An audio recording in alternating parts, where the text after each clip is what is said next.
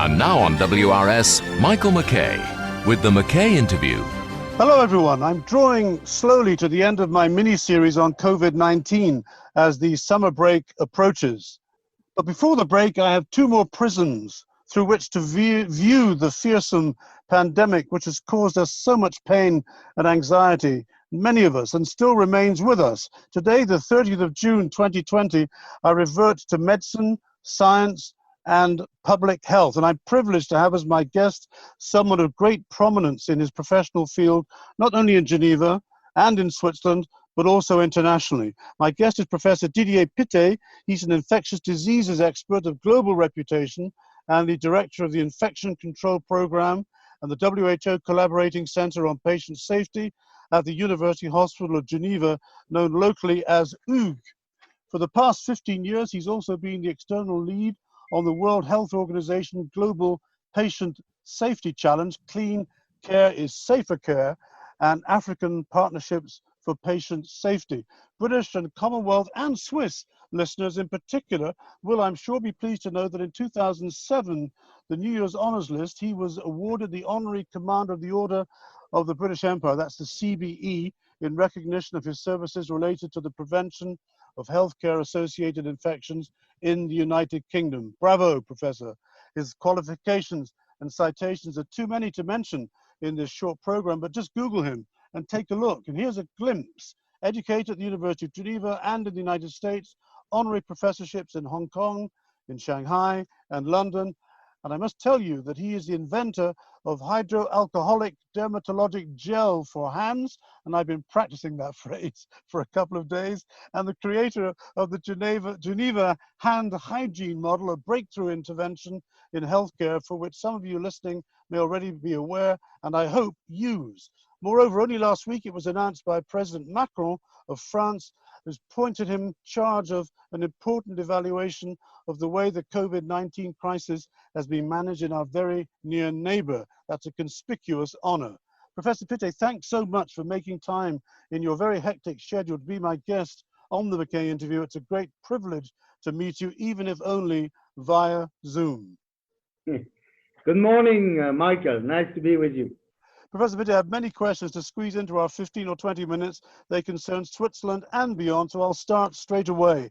With the warm summer days now upon us and daily life slowly returning to normal, shops, restaurants, schools, some offices, business places opening again, some people even going on holiday, what is your current assessment of the COVID-19 situation in Switzerland, and particularly in the large conurbations of Zurich, Geneva, Basel, not forgetting cities close to Italy like Lugano, Bellinzona, and Chiasso? What do we, the general population, the general public, need to be aware of, and how important is individual behavior?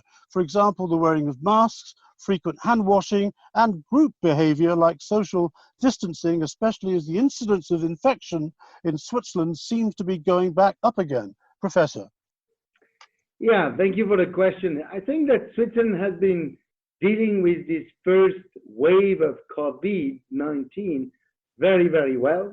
And the numbers are extremely good and extremely encouraging. So now we are in what we can say the queue of the first wave, which means that we have to be extremely careful with what's going on. Why? Because we have been practicing, let's say, confinement or semi-confinement in Switzerland, and nobody wanted to do it, but everybody was part of it. The civil society was very, very well sort of in touch with what was demanded, and it happened very well. Now, the major challenge is to see activities coming back, economic activities, social activities, leisure, and so on, holidays coming, with more and more activities, more and more social groups together. And of course, the virus is still here, as we all know. Why? Because when we did several studies, we realized that around between 5 and maximum 15% of the population in Switzerland has been in contact with the virus. So in a population where 0% of the population before had antibodies to catch and stop the virus, now we have 10% of the population on average probably with antibodies. So it means that 90% of the population has no antibody and still is naive to this virus.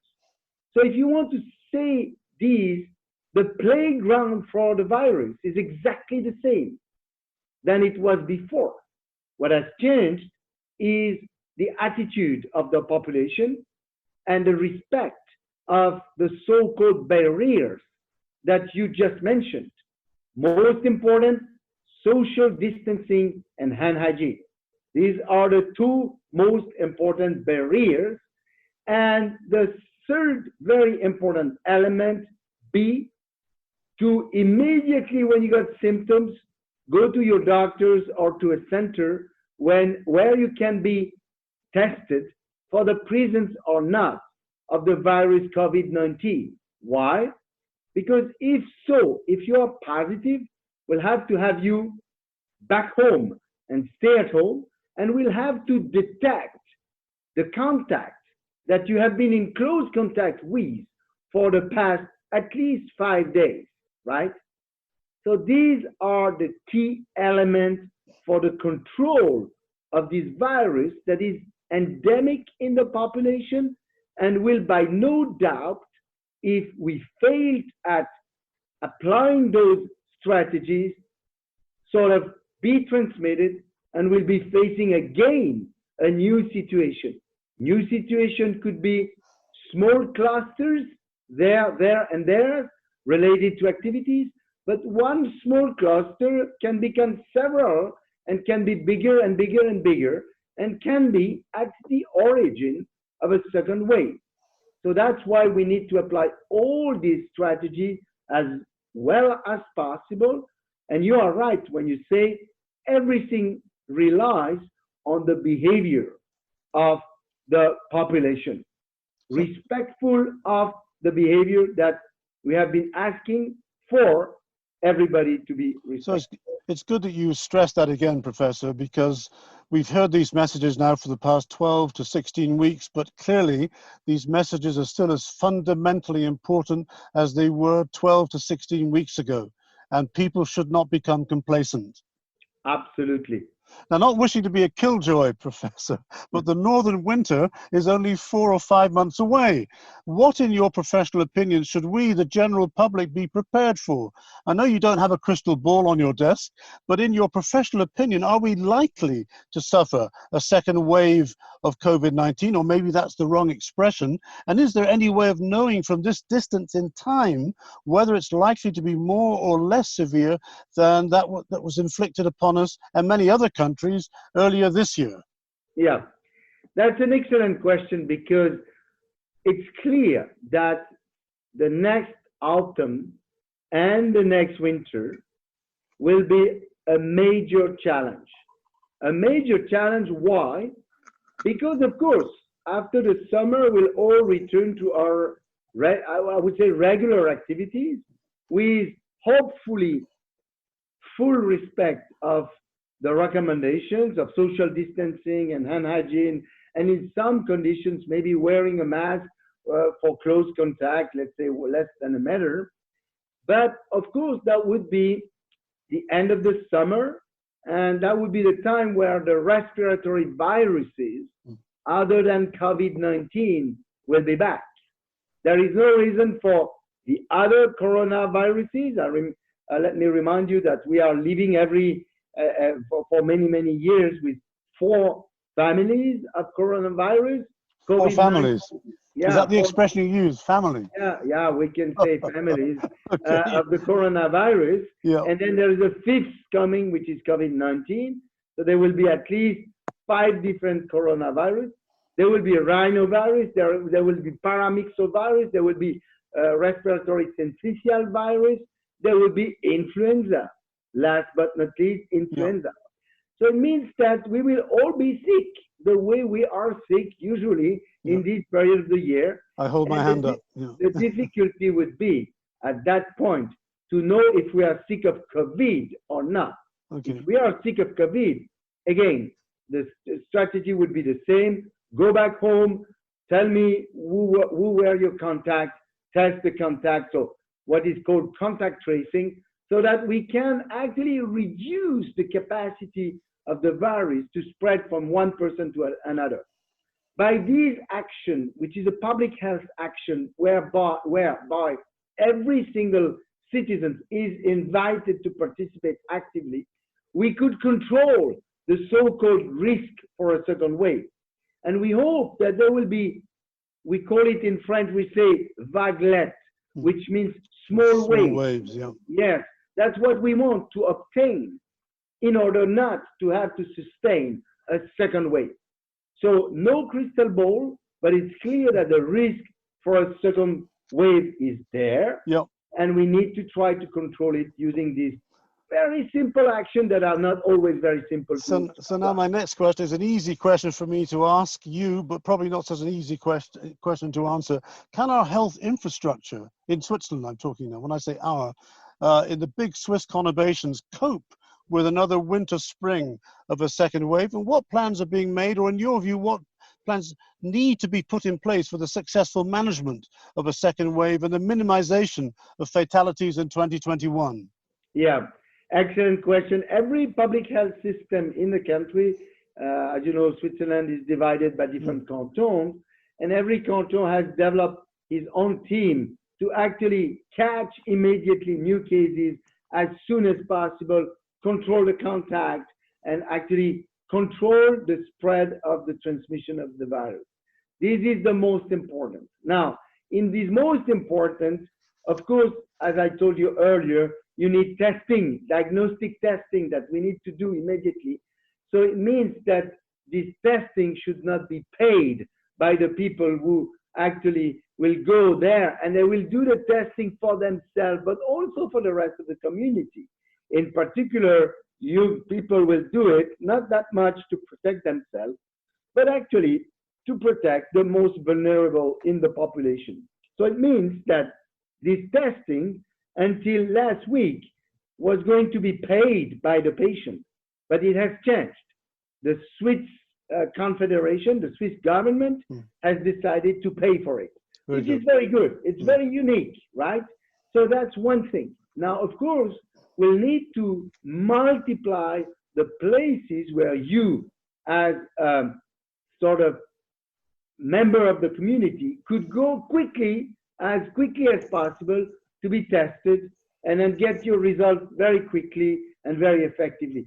So these, we are mounting all those systems during the summer. I must say that we are still not completely ready, of course. So it's work in progress. progress. But we are very advanced. It's work in progress, and we are very advanced. Great. My guest today is the eminent Professor Didier Pittet of the University Hospital Geneva, and we're talking via Zoom. Professor, I followed through the media the opinions of many highly knowledgeable specialists around the world, researchers and clinicians like yourself, who, when asked the question, when will we have a vaccine for COVID-19, give various answers from, I don't know, up to not until 2021, 2022. What's your opinion? And for those of us who do not have your level of professional expertise or insight, please explain the difference between designing and creating a COVID-19 vaccine and then making, manufacturing and distributing it equitably to all of us, particularly those with the greatest need.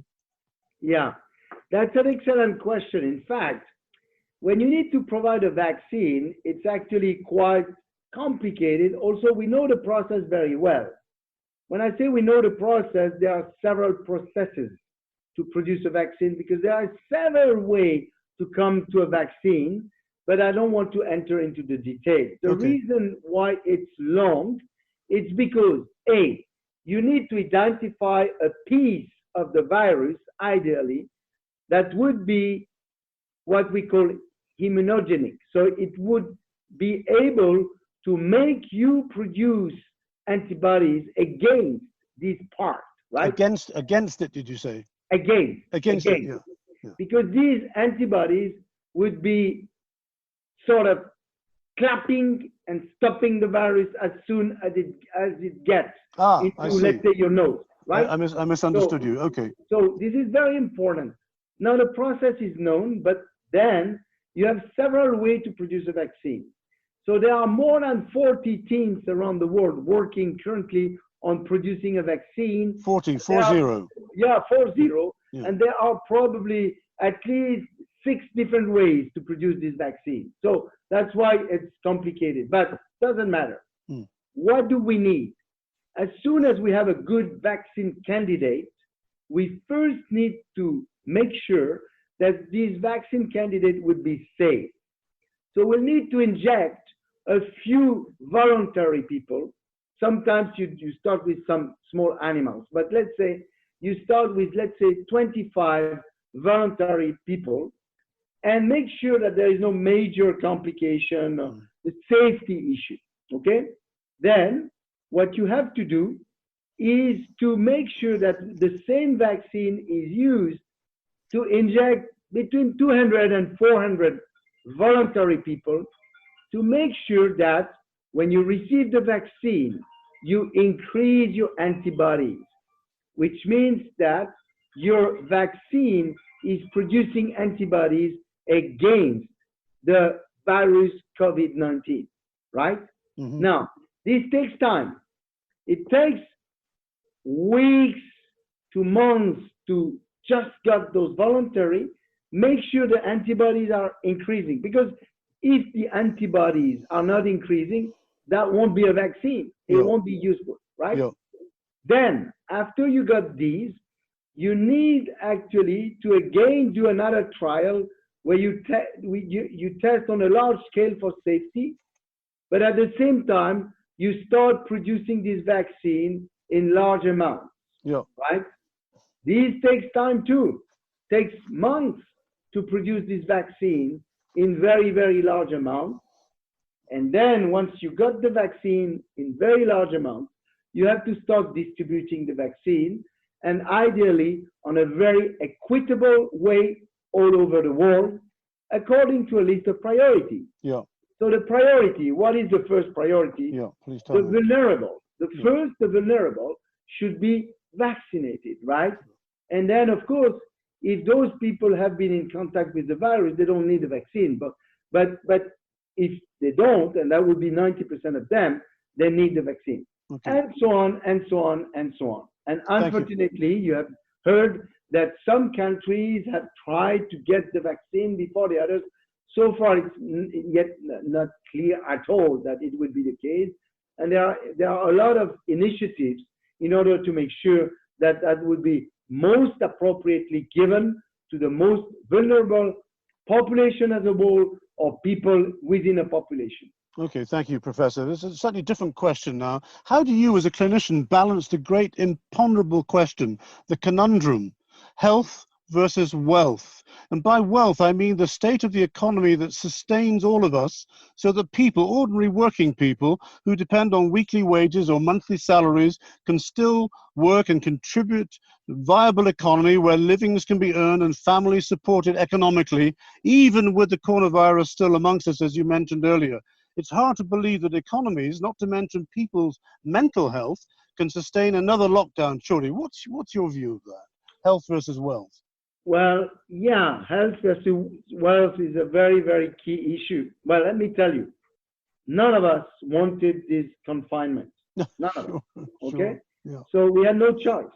And it's very clear that we made the good choice because the few countries who actually did not use a confinement level, because everybody, even Sweden, did use some part of confinement.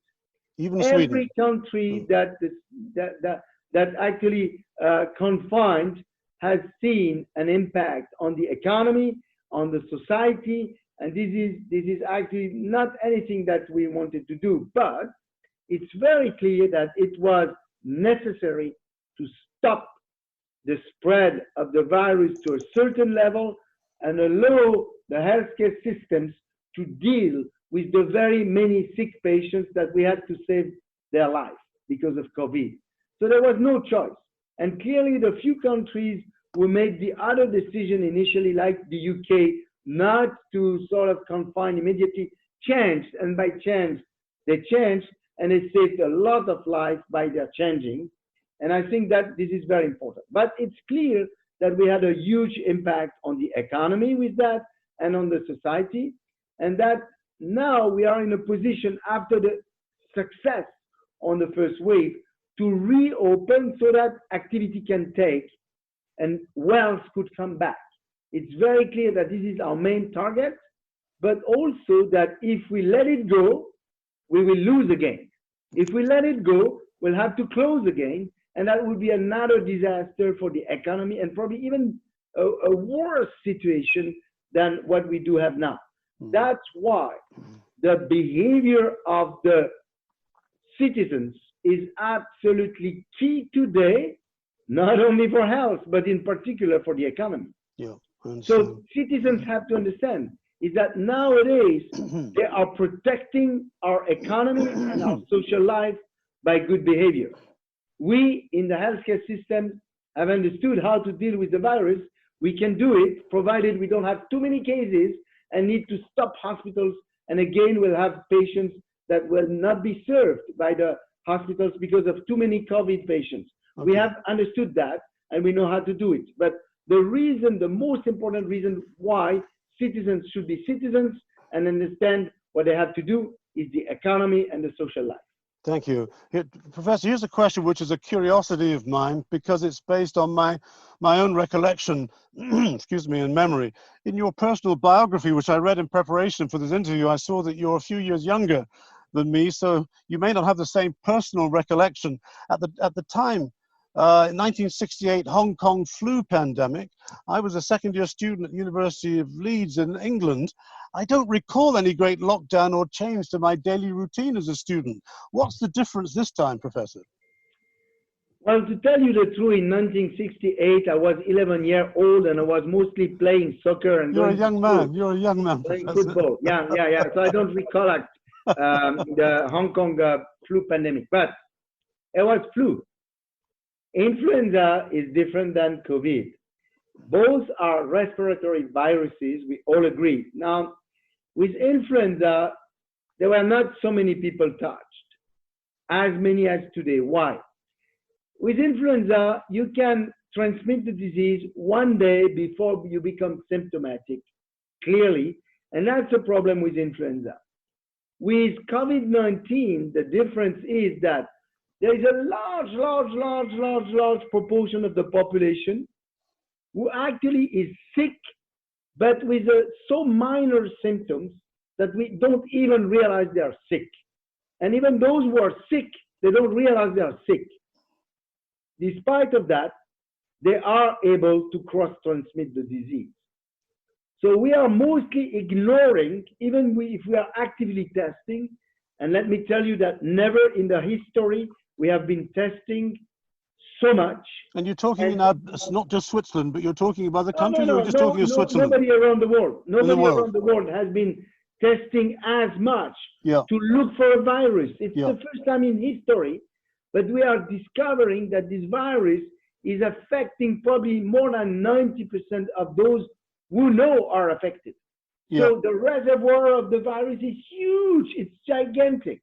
That's why every real expert will tell you this virus is becoming endemic, clearly endemic. We'll have to live with this virus. And that's the big difference. In addition, influenza has always been a seasonal virus. At the end of a seasonal virus, Yes, a seasonal virus. A virus that goes with the spring. You know, when the spring is going, is here, when at the first time the first nice days are coming, the virus is really slowing down. It's true. Not the case at all for COVID-19. Yeah. Okay? So this virus yet can spread anywhere at any time at a very, very, very rapid speed.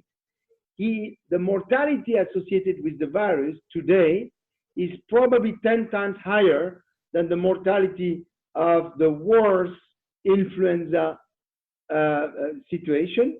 So it's clear that we are in a different constellation. Thank you. Last question is a sort of philosophical, literary question, but it comes back to the important point you made earlier, Professor. John Donne, the great English 17th century poet, once wrote, "No man is an island entire of itself. Every man is a piece of the continent, a part of the main." And I read recently that you spoke of the importance of community and solidarity. You used the French word solidarité, which in French has a slightly different connotation than in English, but it's close enough. Please forgive me if it sounds like a rather obvious closing question, but please tell me again, and our listeners, why you as a leading clinician see solidarité as so important. It is key. It is absolutely key. Solidarity, or solidarité in French, at many, many levels. First level was actually is coming back to testing. If today I'm going to be tested, or you are going to be tested, or a 20-year-old young adult is going to be tested for the presence of COVID, that would be mostly to make sure that I don't cross-transmit COVID, or he doesn't cross-transmit COVID to the nearby people, but in particular to the most vulnerable people. So solidarity. I am solidaire, as we say in French, toward my friends, toward my neighbors, toward my parents, toward the parents of my friends. I don't want them to be sick. I don't want them to suffer. I don't want the society to be sick, because too many people are sick of this COVID-19 and will have to turn down the economy again. So this is solidarity.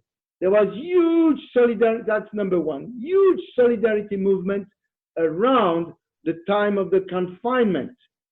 So many of those vulnerable people were staying at home. They could not go to get their food. They could not go to buy a book. They couldn't do anything. There were young people coming at their door asking, "What do you want? I'm going to do the grocery store for you." There was solidarity. In Switzerland, we had this Chaîne du Bonheur, where more than almost 80 million Swiss francs have been generated to actually pay for the poor to get food. We had this line at the Patinoire des Vernets, where people were coming to get food in a bag that was the equivalent of 20 Swiss francs. So solidarity again. So that would be solidarity, solidarity, and solidarity again, because today the economy has started again, but some part of the economy is really slow, it has not started again. Let's think about all those people invested in events. All these people working and making their money in events are not making their money. I hope they won't lose their job. I hope they won't lose their company. So there needs to be a huge solidarity movement in the economy too, for the support of those people. So I think, and last but not least, solidarity between the North and the South. I hate to say North and South. I can say East and West and so on. We were talking about vaccines earlier. You know what? The first vaccine should be delivered probably in Africa. Why? Because they have no capacity. If the waves is going to hurt some of the African countries, and it's already the case, they have no capacity to treat. They have almost no capacity to do confinement, because if they confine, they won't have any capacity to eat. So that would be absolutely key for them to get the vaccine much earlier than you or me in our country, right? And even probably much earlier than our vulnerable who wants to go out. I understand that, but I think we need to have a gigantic solidarity movement all over the world toward the distribution of these vaccines. Thank you, Professor. Let's talk again next year and see how we've progressed on all this. Professor Pittet, thanks so much for answering all my questions so fully. It's been a real privilege talking to you. My guest today has been Professor Didier Pittet of the University Hospital of Geneva, the infectious diseases expert of global reputation. Thank you, Professor. Thank you, Michael. Have a good day. And you. That was the McKay interview with Michael McKay. And don't forget, you can hear that interview again on our website, worldradio.ch.